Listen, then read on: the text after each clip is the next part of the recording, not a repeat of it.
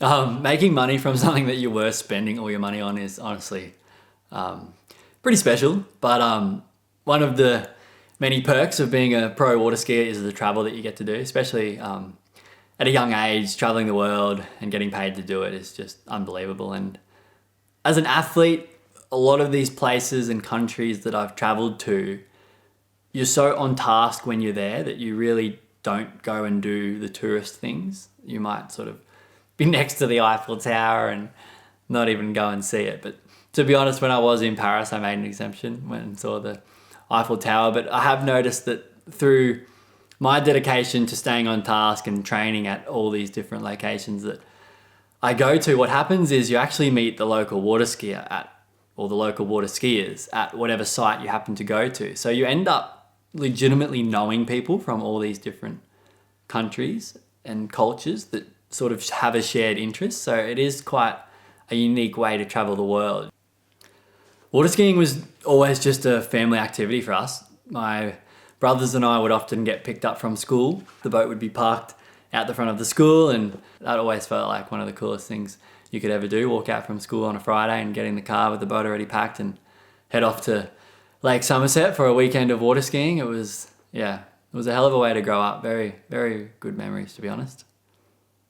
I actually became a professional water skier while studying architecture. I'd done 2.5 years at university, and obviously I was doing quite a lot of water skiing, but I mean, at that point, I definitely had the dream of turning it into a living, but I never really had seen the light that it was possible.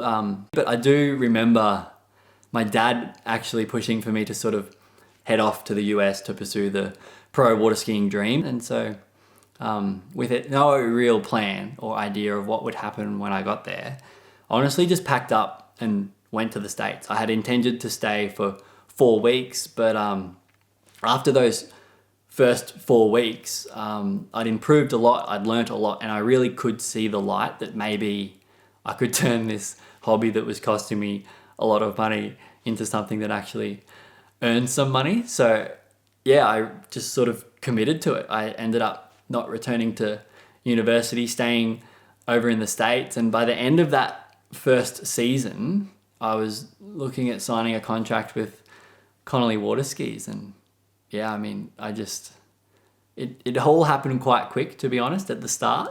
And signing up with Connolly, honestly, it sounds cliche, but it really was a dream come true. I actually left to go to the States riding a Connolly. So to then sign a contract with the ski you're already on and sort of see into the future that you might then be able to direct where the future of that ski design will develop.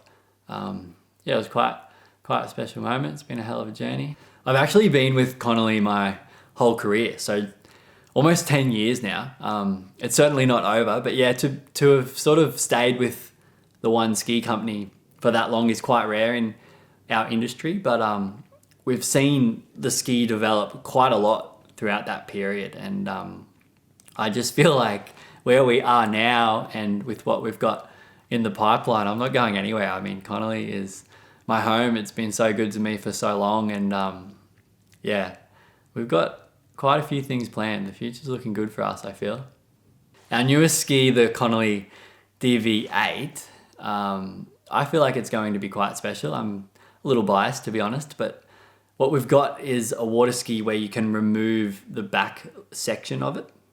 So you unscrew it with 2 screws, and then you can put back on a new tail section that has sort of, an infinite number of shapes, but we've currently released 3 different options for those tail blocks. And what it's doing with our ski is allowing it to match multiple skiing styles, because with water ski design, you really do have a decision to make. You can make a ski that works pretty well for a huge number of skiers, or you can make a ski that works really well for a smaller number of skiers who match a certain skiing style.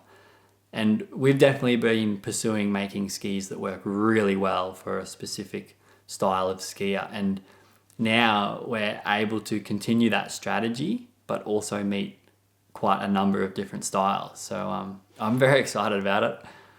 At the World Championships, 3 of us actually tied for first place. So what that means is that the 3 who have tied for first are then required to go and ski again in a runoff. And I do really distinctly remember having a moment where we were all on the dock getting ready to go and compete for arguably the biggest moment of all our careers. That was quite a special moment because all three of us knew that the worst that could happen in that moment is that you come third. All three of us were guaranteed a medal. And at that point, we were just skiing to see where you were going to stand on that podium. Yeah, if you're ever going to have a moment where you legitimately give it everything, this was it. There was a chance to go for broke and win a world championships, and whoever happened to get that best score would be the world champion.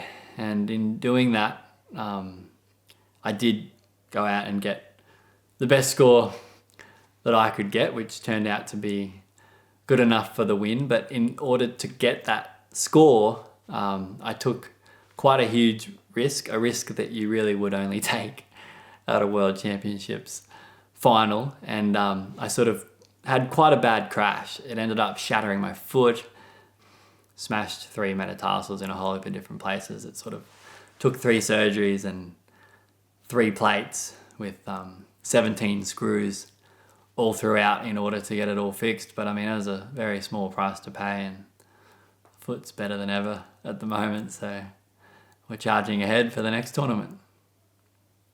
Winning the World Championships was pretty special. I've had a lot of moments in my career that were pretty special, but there's just something different about winning a World Championships. You just know that it's going to resonate, not just for the next few years, but forever. You get to carry that world champion title with you forever, and there's just nothing that really compares to that within a sporting environment. It's it's very special, and I feel like I'll be forever looking back on that